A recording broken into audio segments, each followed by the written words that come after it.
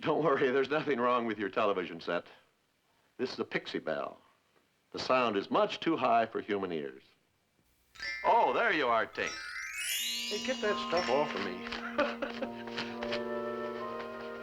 If you're familiar with the story of Peter Pan, you know that a little sprinkling of Tinkerbell's fairy dust can make you fly. Tink. Tink, wait a minute. Haven't you forgotten something? Aren't you going to take the audience along? Come on, everybody. Here we go! Up to Neverland! Fly away with us, second star to the right and straight on till morning, and discover the behind-the-scenes story of how the timeless tale of Peter Pan was transformed into a soaring Disney classic. But Peter, how do we get to Neverland? The story of Peter Pan began its life on the London stage in 1904. It was written by Scottish novelist and playwright James Matthew Barrie. Sir James Barrie was inspired. I guess he was visited by the muse when he created Peter Pan. It was just a marvelous idea. And the testament is the fact that it's lived all these years and had so many incarnations. He created something that I guess will be immortal. In 1913, a touring company of Peter Pan was seen by this youngster. The boy was Walt Disney. He never forgot this epic of boyhood and its unique combination of fantasy and swashbuckling adventure. In 1924, Walt also saw a silent film version of Peter Pan, starring Betty Bronson as Peter. The film contained many innovations, such as a live actress playing Tinkerbell and special effects that were the state of the art for their day. The silent film, however, adhered to many of the conventions of the stage version of Peter Pan, including the stars rather obviously flying on wires, a performer in a dog suit as Nana, and a costumed actor as the crocodile.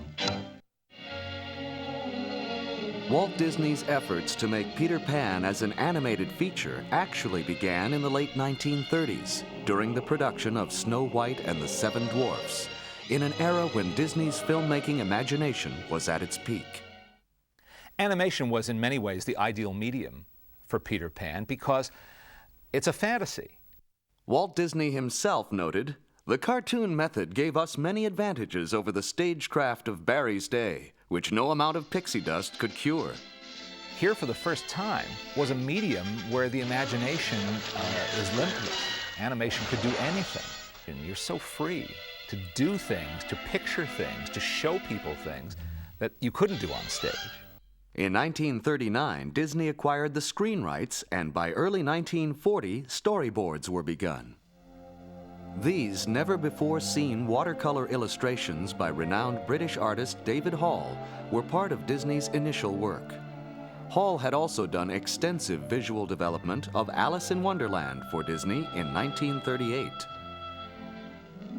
In this early version of the story, Nana traveled with Peter and the children to Neverland, as seen in these rare original story sketches.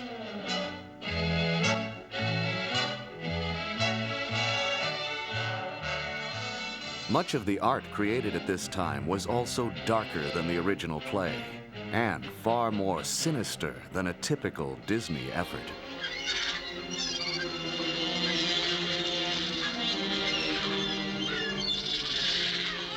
Now, my dear princess, this is my proposition. You tell me the hiding place of Peter Pan, and I shall set you free. You'd better talk, my dear. This is your last chance, Tiger Lily.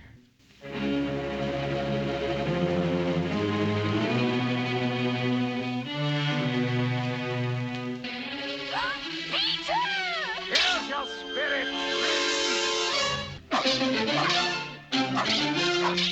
Give it to him, Captain.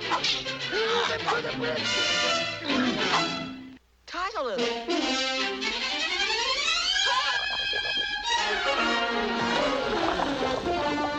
Another part of this early work was an elaborate musical number for Captain Hook's pirate crew, which was ultimately replaced by a different song, The Elegant Captain Hook. An attempt to persuade the Lost Boys to join the pirates' ranks, this earlier song, written by studio music director Frank Churchill along with Ray Kelly, is reconstructed here using a rare song demo recording, coupled with never-before-seen storyboard drawings of the original sequence. Aye, pirates, the only life for red-blooded men. If you're thinking of the future and you'd like a life of ease, if you'd like to make a fortune for your crew, if you've ever had a hanger and to sail the seven seas, then a pirate's life is just the life for you.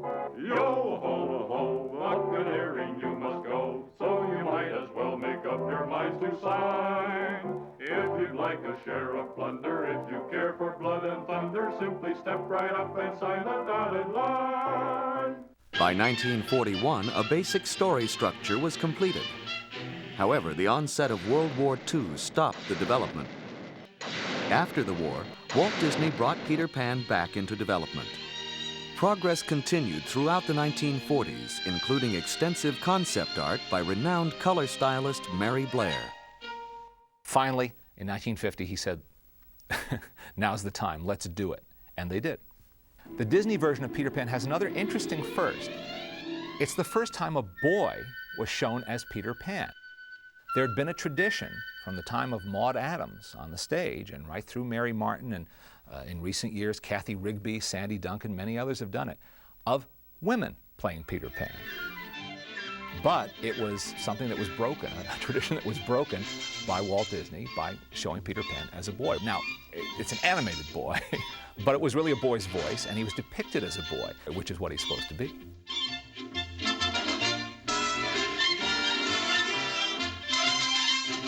Walt assigned the character of Peter Pan to animator Milt Kahl. I remember hearing Milt Kahl lecture about animation one time, and he said that one of the real challenges for him was animating weightlessness, animating a character who is sort of floating in midair, not flying, but just sort of floating.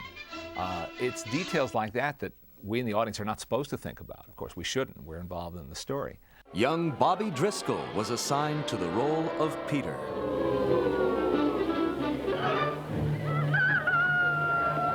Where is that villain, Captain Hook? I'll slice him up and throw him to the crocodile. I guess Bobby Driscoll was an obvious choice for Walt to make because he was the resident juvenile star at the studio. Driscoll had debuted in Song of the South, after which Disney cast him in several projects, including So Dear to My Heart and as Jim Hawkins in Treasure Island. Get on with it, girl. My name is Wendy. Wendy Moira Angela Darling. Wendy's enough. Walt also didn't have to look far for the voice of Wendy. He found what he called the gentle and gracefully feminine voice in the same actress who had played Alice in Wonderland, Catherine Beaumont. I heard about Peter Pan because the studio had started working on the writing part of it. I went directly from finishing Alice and immediately started working on the voice for Wendy. Oh, slave in the mirror, come from the farthest space. Through wind and rain I am here, young mistress. Oh my goodness, you got here in a hurry. I didn't get to finish the magic words. Well, it so happened that I was in the neighborhood. Hans Conried, seen here as the face in the magic mirror, was cast in the tradition of the stage play as both Captain Hook What? That Peter Pan. and Mr. Darling. Out! Out, I say! Hans Conried was inspired casting, you'd have to say, as Captain Hook. He was a consummate actor and had been one of the busiest and best radio actors throughout the 30s and 40s. So he was well schooled in how to act a part vocally. Peter Pan will be blasted out of Neverland forever. To bring the villainous Captain Hook to animated life, Walt assigned veteran animator Frank Thomas. So I was wondering who was going to get the juicy assignment of doing Captain Hook, and I heard that Walt wanted me to do it. I thought, gee, putting me on that kind of a villain, a comic thing. The story man, Ed Penner, had seen him as a foppish guy, grand manners, thought this is the way to live, midnight suppers, wine, all these gourmet connoisseur type things. While the director saw him as a tough, mean guy who'd shoot the cannon and shoot his own crew on the ship, and he was a menacing villain. He was a menacing opponent for Peter Pan. Now let me see, where was I? Walt knew that for his version of Peter Pan, Tinker Bell would have to be developed as a fully realized character. From the late 1930s on, character sketches trace Tinker Bell's development, and each reveals the then current conception of feminine beauty. The character that I worked on was Tinker Bell, and Tinker Bell was visualized as a spot of light, which no doubt was something like a strong flashlight that moved around on the background of the stage. In our medium, you couldn't just use a spot of light. So I came up with the design that you see here. She's a pure pantomime character, which in itself I think is very interesting. That she didn't talk, but you know what she's thinking. There's been a rumor for years that she was patterned after Marilyn Monroe. It's the kind of likable story people will repeat because it sounds good, but it doesn't really wash because she was not a star yet. She was not a superstar or a pop culture icon. She was in Hollywood, but the designers and animators at Disney wouldn't have known who she was. I was Tinker Bell. I got this call to come over to Disney to do this audition, and they said, we want her to step on a mirror, a hand mirror that's on a dresser, look down, preen herself, and then suddenly see her hips and be very uncomfortable with the size of them. So I did. I said, certainly. And I stepped on and I looked down and I saw my hips and I measured them. I stamped my foot and marched away. And they said, would it be convenient for you to come next Tuesday? So they knew that I had the imagination that they needed. The use of Margaret Carey as a live model for Tinker Bell was only part of the considerable reference used by Disney animators to bring Peter Pan to the screen.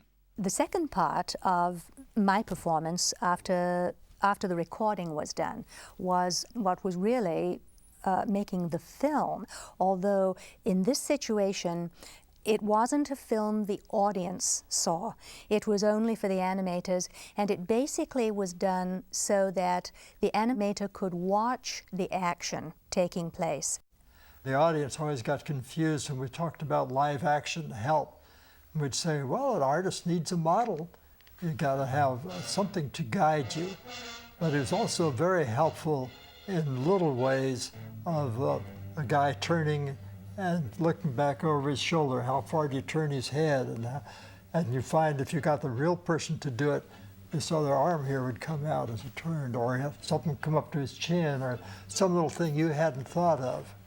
And very often that would make the scene come alive. A codfish on a hook. I'll get you for this, Pan, if it's the last thing I do. If America has an art form, I'd say it's the Disney feature cartoon. After nearly 2 decades of work, dozens of story treatments, and thousands of drawings, Walt Disney's Peter Pan was finally finished. It was first released on February 3rd, 1953, and was an immediate audience favorite. It has remained one of Disney's greatest animated achievements and a beloved classic. When we watch Peter Pan, guess what? It's all safe. We all come back all right. It's a story that has meaning for everybody. Adults, looking back and seeing this little boy who doesn't want to grow up. The idea of keeping that youthful spirit, not surrendering your childhood, well, that's a very strong idea and a very magical one that has enormous appeal. And then, of course, it was sprinkled with that Disney magic. Talk about, a perfect marriage. Peter Pan and Disney. I have the strangest feeling that I've seen that ship before. A long time ago, when I was very young.